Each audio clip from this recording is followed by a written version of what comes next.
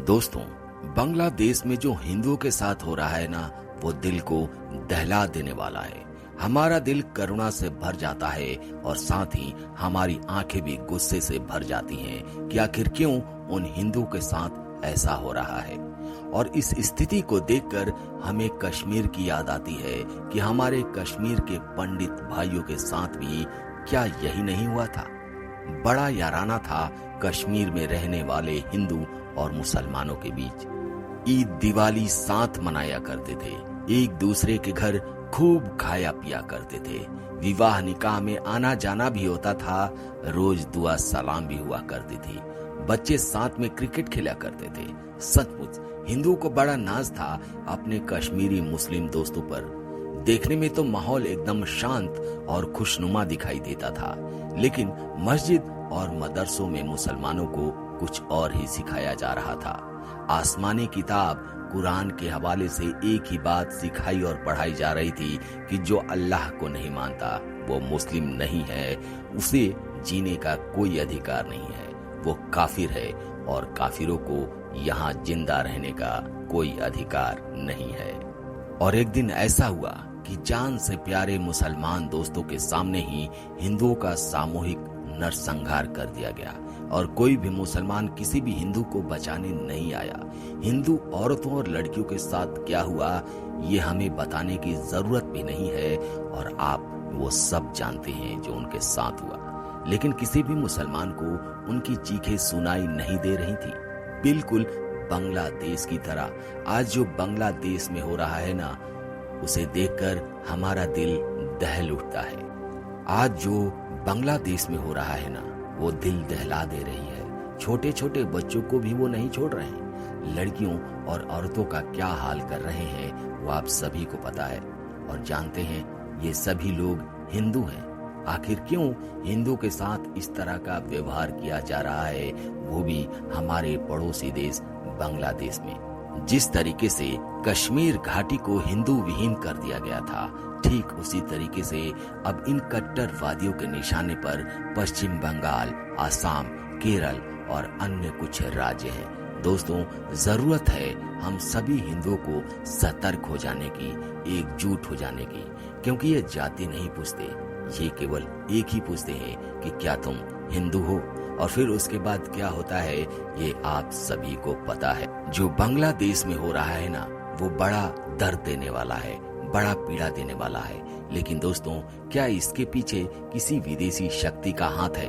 क्या पाकिस्तान या चीन का हाथ है? आज के इस वीडियो में हम इस पर चर्चा करेंगे। आप बने रहिएगा वीडियो के अंत तक। आइए इसे समझते हैं।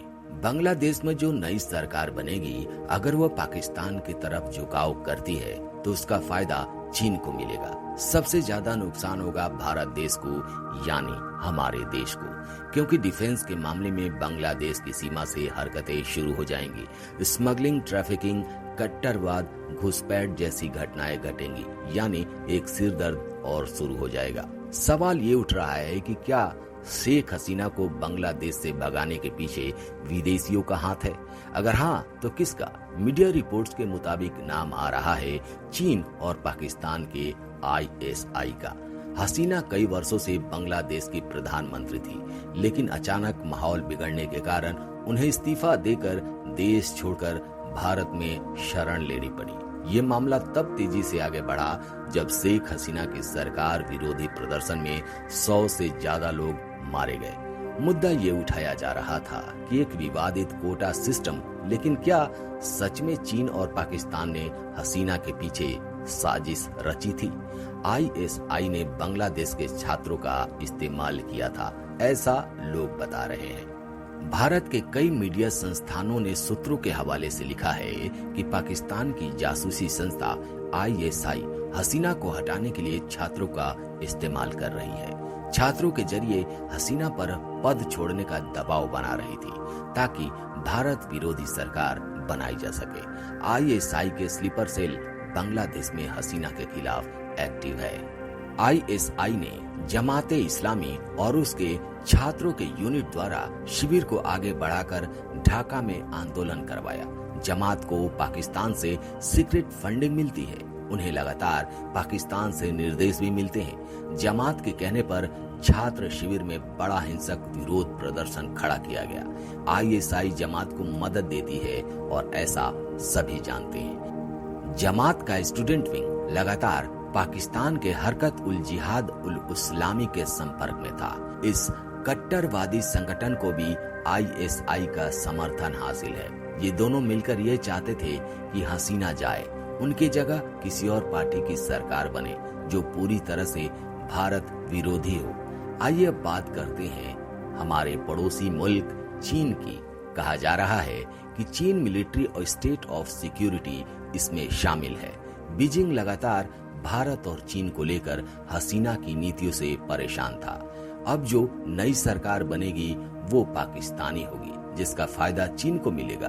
कुछ समय पहले ही प्रोपेगेंडा वीडियो जारी किया गया था जिसमें बताया गया था कि उसके जासूस दुनिया में हर जगह मौजूद है। जी हाँ, हम बात कर रहे हैं चीन की। इसी बीच पूर्व बांग्लादेशी हाई कमिश्नर वीना सिकरी ने एक अखबार में कहा था कि बांग्लादेश में अब जो होगा वो भारत के लिए चिंताजनक होगा, क्योंकि शेख हसीना जब चीन यात्रा पर गई थी वो बेहद बुरा गुजरा था। चीन के प्रोटोकॉल के हिसाब से हसीना का स्वागत भी नहीं किया गया था। जिनपिंग ने अलग से उनके साथ मीटिंग भी नहीं की थी।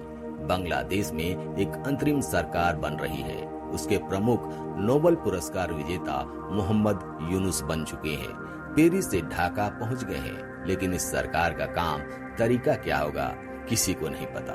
फिलहाल बांग्लादेश का भविष्य अधर में लटका हुआ है। चिंता भारत की सुरक्षा को लेकर है। और इन सभी के बीच जो हिंसा हो रही है, जो हिंदुओं के साथ हो रहा है, वो बड़ा दर्दनाक है।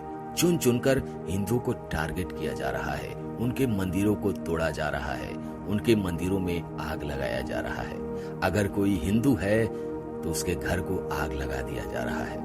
लड़कियों के साथ और औरतों के साथ क्या हो रहा है ये आप सभी को पता है। वीडियो के जरिए आप सभी तक ये खबरें पहुंच चुकी हैं दोस्तों। इस स्थिति में अगर कोई कुछ कर सकता है तो वो हमारे देश की सरकार है। वही इस मुद्दे को अंतर्राष्ट्रीय लेवल पर उठाकर इसका समाधान ढूंढ सकती है, वरना हिंदू के साथ जो हो रहा है वो तो आप सभी देख ही रहे हैं। दूसरा, हम भगवान से प्रार्थना कर सकते हैं कि स्थिति जल्द ही ठीक होगी और हिंदुओं की हालत भी। दोस्तों, फिलहाल आज के वीडियो में इतना ही। आप जहां भी रहें सतर्क रहें, स्वस्थ रहें और मुस्कुराते रहें। मिलते हैं आपसे अगले वीडियो में एक नए टॉपिक के साथ। तब तक के लिए जय हिंद, जय भारत, जय सनातन। आप अपने विचार कमेंट करके जरूर बताइए।